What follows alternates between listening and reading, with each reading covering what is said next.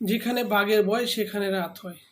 যা ঘটছে এ যেন কাব্যেরই পরিণতি।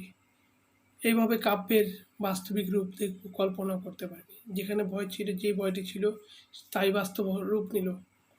হ্যাঁ, নেতা হওয়ার মতোই ছিল, কিন্তু নিজের পথ নিজের প্রতিচ্ছবির মধ্যে ঢুকিয়ে দিয়ে পথ বন্ধ করে দিল আমাদের বিএনপির বর্তমান প্রধানমন্ত্রী তারেক রহমান সাহেব।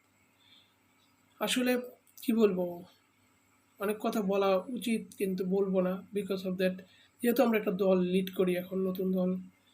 কিন্তু যারা বিএনপিকে ভালোবাসে, তারেক রহমান, তারেক জিয়া, তারপরে আমরা যেভাবে নিই, শহীদ প্রেসিডেন্ট রাষ্ট্রপতি জিয়াউর রহমান, তারপর আপসহীন নেত্রী খালেদা জিয়া, ওনার ছিল, ওনাকে দ্বারা লালন করে ধারণ করে, তারা আমার কথার সাথে একমত না হওয়ার কোনো উপায় নেই।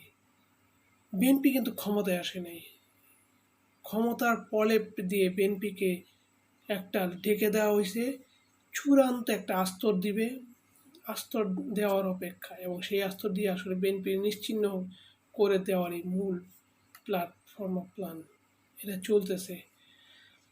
আজকে তারেক রহমান সাহেবের নিজের পায়ে নিজে কুড়াল মতো মারার মতো একটা অধ্যায় দেখলাম, যেটা মূলত হইতেছে যে ওনার অবর্তমানে ওনার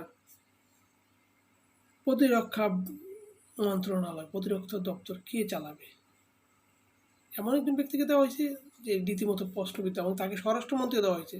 মানে আপনি রাষ্ট্রের মূল শক্তিটাই এমন এক ব্যক্তির কাছে দিলেন যাকে নিয়েই সম্পূর্ণ পুরো দলেই দুইটা ভাগ আছে, বিভক্ত হয়ে গেছে।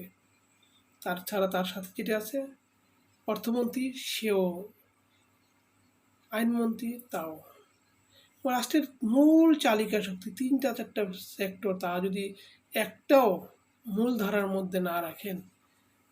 আর বিএনপিতে নমিনেশনের পর যা হয়েছে, এটা তো আমরা অনেকে জানি যে নমিনেশনে গিয়ে ত্যাগীরা, মূলত যারা মূলত বিএনপিকে, তারেক রহমানকে, জিয়াউর রহমানকে, এমনকি খালেদা জিয়াকে যারা মনে প্রাণে ওন করেন, তারা 95% নমিনেশন পান নেই। 2-4 জনকে দিতে বাধ্য হয়েছে, যারা হয়তো বা না দিলে প্রশ্নবিদ্ধ হয়ে যায়।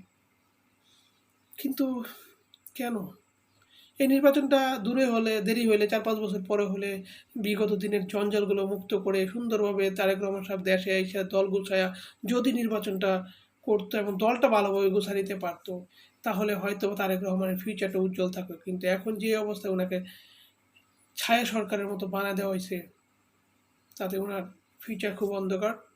যে কোনো মুহূর্তে হয়তো কোনো একটা ঘটে যেতে পারে। যাই হোক, দেশের জন্য ভালো হোক, দোয়া